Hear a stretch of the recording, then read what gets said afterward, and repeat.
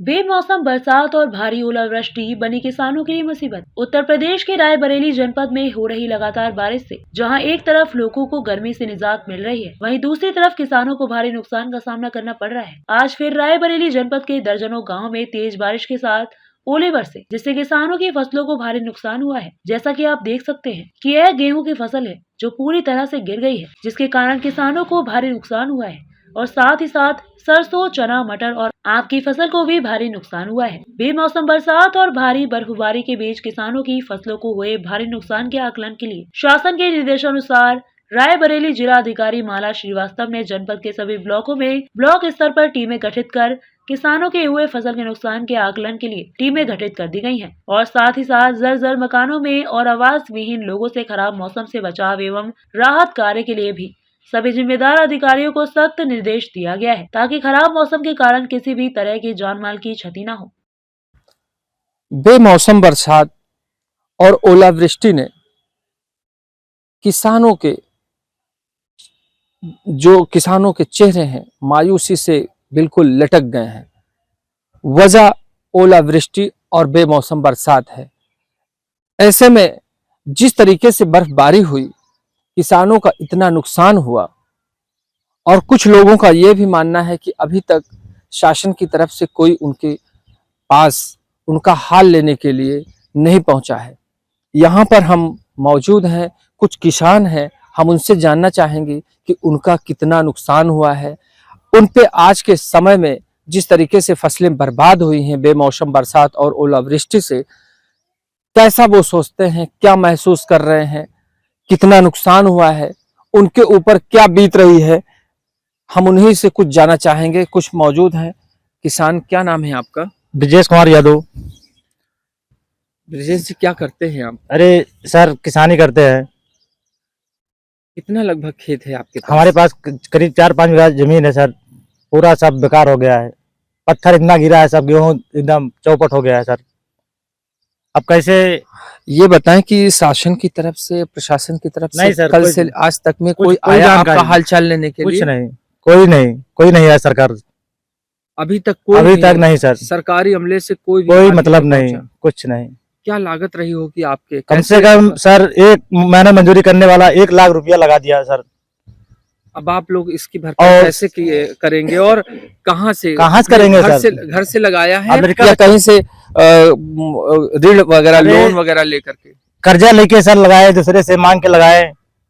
कैसे लड़का बच्चा पढ़ाए, कैसे क्या करे? क्या मांग करते हैं आप सरकार से और शासन की? अरे सरकार जो दिक्कत परेशानी के हिसाब से दे दे वही अच्छी बात है, और क्या बताएं।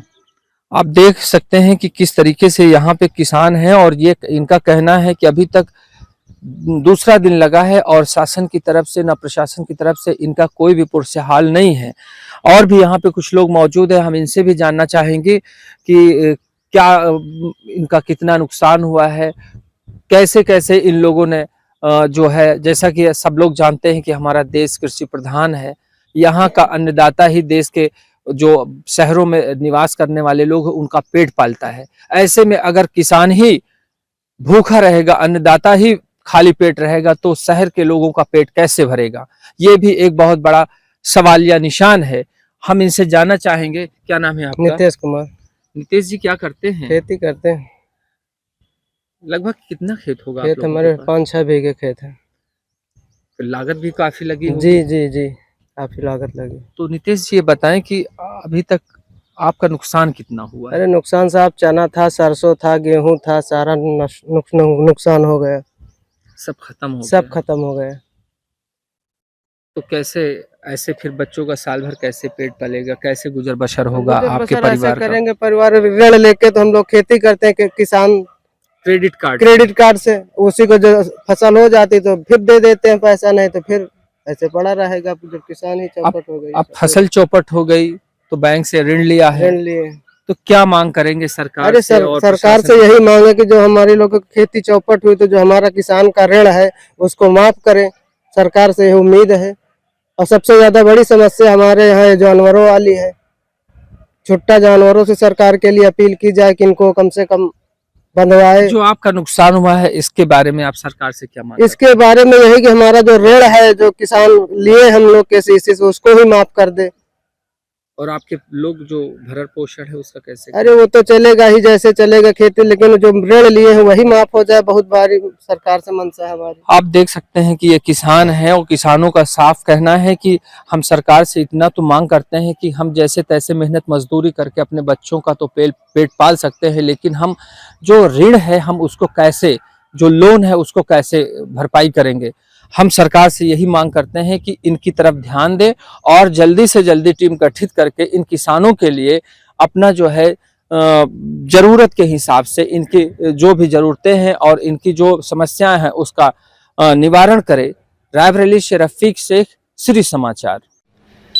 मैम, बेमौसम जो बारिश हुई और ओलावृष्टि को लेकर के जो है किसानों की फसलें काफ़ी नुकसान हुई हैं, बारिश और क्या है? ओलावृष्टि के लिए हम लोगों ने जिले में जॉइंट टीम्स गठित की हैं, तहसील और कृषि विभाग के कार्मिक और साथ में बीमा कंपनी के भी प्रतिनिधियों को नामित करके सभी जगह जहां अफेक्टेड है उसको हम लोग सर्वे करा के देख रहे हैं क्या जो भी स्थिति है उसमें राहत पहुंचाने की आवश्यकता अनुसार काम हो रहा है, और जहां पर फसल के क्षति का आंकलन करके मुआवजा दिलाया जाना है तो वो भी काम हो रहा है लगातार। इसके अलावा टोल फ्री नंबर जो बीमा कंपनी का जिस पर किसान अपनी बात दर्ज करा सकते हैं अगर उनका खेत में नुकसान हुआ है फसल का, और बीमा कंपनी उसको तुरंत अटेंड करेगी और उनको फसल बीमा योजना अंतर्गत लाभान्वित करेगी।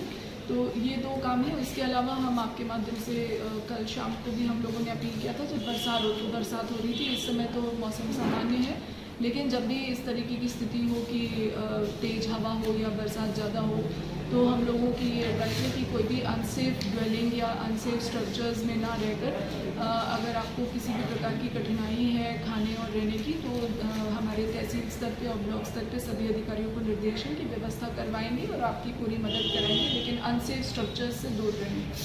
Thank you.